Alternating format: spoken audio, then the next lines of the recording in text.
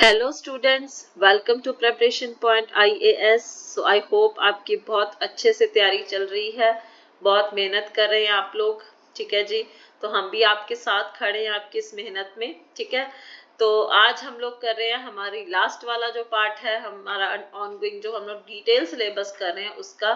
This is last video for that, जो dedicated video for the syllabus. उसके बाद next हम लोग एनसीईआरटी शुरू करेंगे।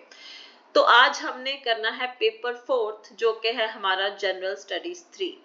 इसके अंदर इंक्लूड है technology in economic development, biodiversity, environment, security and disaster management.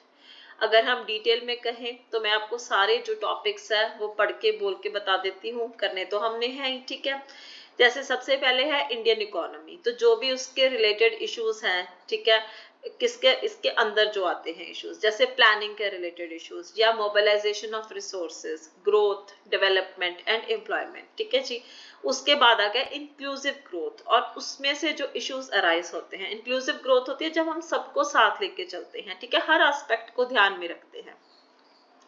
उसके बाद है हमारे पास गवर्नमेंट बजटिंग, गवर्नमेंट का जो बजट है, ठीक है, वो। फिर major crops, cropping patterns in various part of the country, हमारे कंट्री में कौन कौन सी क्रॉप्स होती हैं और अलग अलग पार्ट्स में कौन कौन से क्रॉपिंग पैटर्न्स होते हैं। Different types of irrigation and irrigation systems, India के डिफरेंट पार्ट्स में कौन सी इरिगेशन और कौन से इरिगेशन सिस्टम्स यूज किए जाते हैं। Storage, transport and marketing of agricultural produce, जो हमारा एग्रीकल्चरल प्रोड्यूस आता है उसको कैसे स्टोर किया जाता है, कैसे ट्रांसपोर्ट करते हैं और कैसे उसकी मार्केटिंग करते हैं। And issues and related constraints, e technology in the aid of farmers. ठीक है, और ई टेक्नोलॉजी का क्या, कैसे हेल्प कर रही है ई टेक्नोलॉजी फार्मर्स को। Then issues related to direct and indirect farm subsidies, जो फार्म में सब्सिडीज, फार्मिंग में सब्सिडीज दी जाती है चाहे डायरेक्ट या इनडायरेक्ट, उनके रिलेटेड इश्यूज। और एमएसपीज। देन पब्लिक डिस्ट्रीब्यूशन सिस्टम, जिसको हम राशन सिस्टम भी बोलते हैं, उसके क्या ऑब्जेक्टिव्स है, क्या फंक्शनिंग है, क्या लिमिटेशंस हैं और कैसे उसकी रिवैम्पिंग हो सकती है या हुई है। Then issues of buffer stocks and food security, जो बफर स्टॉक रखा जाता है उसमें क्या इश्यूज आते हैं और फूड सिक्योरिटी का क्या इशू है। टेक्नोलॉजी मिशंस, जो टेक्नोलॉजी यूज होती है। Then economics of animal rearing, और एनिमल रियरिंग की economics. Then food processing and related industries in India, scope and significance, location, upstream and downstream requirements and supply chain management. तो जो food processing industry है India की और उसके साथ जो रिलेटेड इंडस्ट्रीज हैं उसके भी टॉपिक है, उसकी क्या स्कोप है, क्या सिग्निफिकेंस है, कहाँ पे लोकेशन है, अपस्ट्रीम एंड डाउनस्ट्रीम रिक्वायरमेंट्स क्या है, and supply chain management.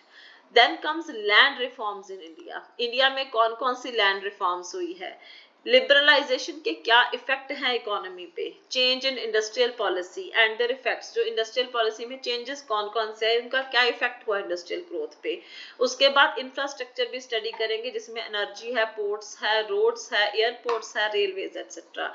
Then investment models, फिर साइंस एंड टेक्नोलॉजी, उसकी developments and their application and effects in everyday life, तो जो साइंस एंड टेक्नोलॉजी में क्या डेवलपमेंट हो रही है, उनके क्या एप्लीकेशन है और क्या इफेक्ट है हमारी रोज की जिंदगी में। Then achievements of Indians in science and technology, Indians की क्या अचीवमेंट है साइंस एंड टेक्नोलॉजी में। इंडिजिनाइजेशन ऑफ टेक्नोलॉजी, हमारे इंडिया में कौन कौन सी टेक्नोलॉजी डेवलप हो रही है और नई टेक्नोलॉजी कौन सी आ रही है, सारा कुछ। Then awareness in the fields of IT, space, computers, robotics, nanotechnology, biotechnology and issues relating to intellectual property rights। तो आपने ये देखना है कि आपको ये ऐसे डिटेल में स्टडी नहीं करने कि आप अब एमएससी आईटी करने बैठ जाओगे, नो, आपको अवेयरनेस होनी चाहिए। ठीक है, आईटी के रिलेटेड, स्पेस प्रोग्राम्स के related, computer, robotics, nano technology, biotechnology, थोड़ा थोड़ा पता होना चाहिए कि ये क्या है और आज की डेट में क्या हो रहा है। और आईपीआर, जिनको इंटेलेक्चुअल प्रॉपर्टी राइट्स भी बोलते हैं हम। उसके बाद आ गया इन्वायरमेंट का टॉपिक हमारा, जिसमें हमारे पास है कंजर्वेशन, इन्वायरमेंट को कैसे कंजर्व करना है, इन्वायरमेंटल पोल्यूशन के क्या इशू है, कैसे उसको हम लोग कंटेन कर सकते हैं। उसके बाद डिग्रेडेशन जो हो रही है एनवायरमेंट की, environmental impact assessment. Then comes disaster and disaster management, क्या कौन कौन से डिजास्टर्स हैं, उनको कैसे मैनेज किया जाता है।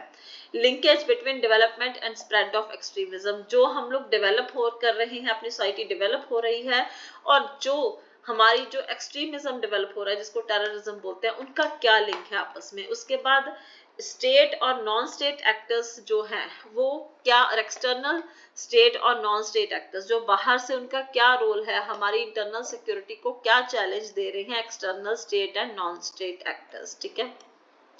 Then challenges to internal security, जो इंटरनल सिक्योरिटी यानी कि देश की सुरक्षा पे जो चैलेंजेस हैं, through communication networks, role of media, social networking sites in internal security challenges. उसके बाद आ गया, अच्छा, कम्युनिकेशन नेटवर्क्स के कारण हमारी इंटरनल सिक्योरिटी के सामने कौन कौन से चैलेंजेस है, और मीडिया का क्या रोल है, सोशल नेटवर्किंग साइट्स का क्या रोल है अब इंटरनल सिक्योरिटी चैलेंजेस में।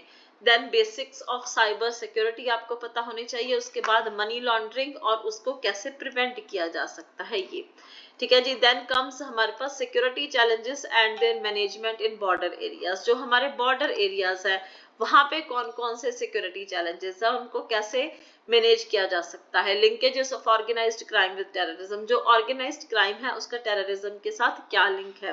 Various security forces and agencies and their mandate, अलग अलग कौन कौन सी सिक्योरिटी फोर्सेज हैं, कौन कौन सी एजेंसीज हैं और उनका मैंडेट, ठीक है।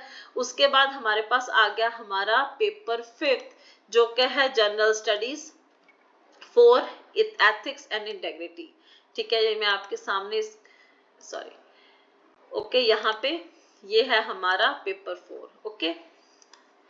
कौन कौन से है हमारे पास, जनरल स्टडीज 4 में हमारे पेपर 5 है, sorry, general studies 4, ethics, integrity and aptitude. इसको हम लोग हाईलाइट कर देते हैं, ओके जी। लो, अच्छा, इसमें क्या है पेपर में, this paper will include questions to test candidates attitude and approach to issues relating to integrity, probity in public life and his problem solving approach to various issues and conflicts faced by him in dealing society। in short, society में कुछ भी problem आती है तो आपका क्या attitude है उसको देखने का, कैसे उसको आप डील कर सकते हो उसके साथ। क्वेश्चंस में utilise the case study to approach to determine these aspects, उसमें केस स्टडीज दी जाएंगी आपके अप्रोच को देखने के लिए।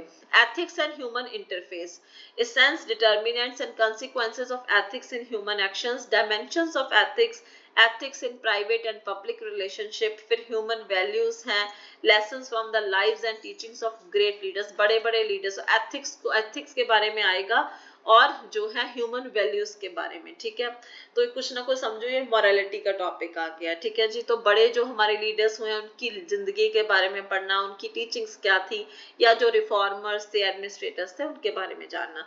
The role of family, society and educational institution in inculcating values, family का क्या रोल है, सोसाइटी का क्या रोल है, और एजुकेशनल इंस्टीट्यूशन का क्या रोल होता है किसी बंदे में वैल्यूज इनकलकेट करने के लिए। उसके बाद attitude, content, structure, function, its influence and relation of A thought, जो हमारा एटीट्यूड है उसके बारे में स्टडी करना, उसका कंटेंट, उसकी स्ट्रक्चर, उसका फंक्शन, उसका क्या इन्फ्लुएंस है, and relation with thought and behaviour, moral and political attitudes, social influence and persuasion.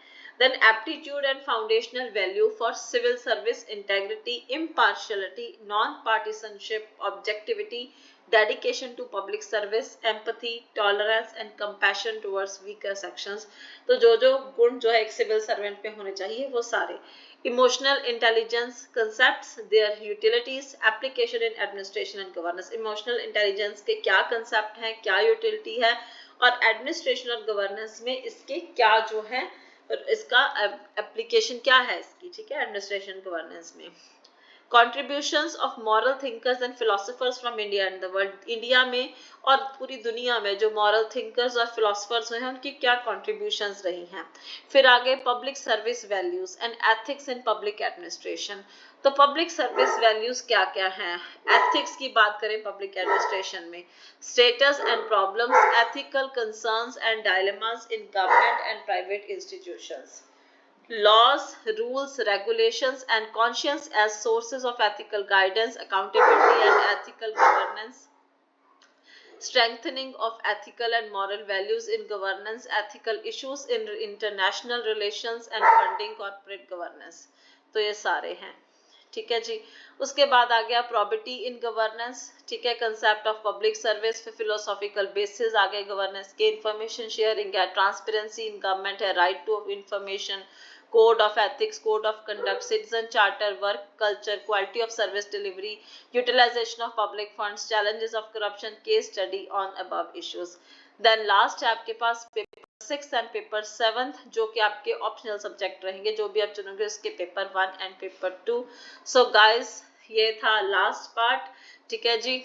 तो हमारी आज की छोटी सी वीडियो, थोड़ा डिस्टरबेंस को इग्नोर कीजिएगा। तो आई होप आपको ये वीडियो पसंद आई होगी। कल से हम लोग शुरू कर रहे हैं हमारी एनसीईआरटीज, ठीक है जी। तब तक के लिए आप प्लीज इस सिलेबस को अच्छे से याद कर लो, अपने पास अच्छे से लिख के रख लो।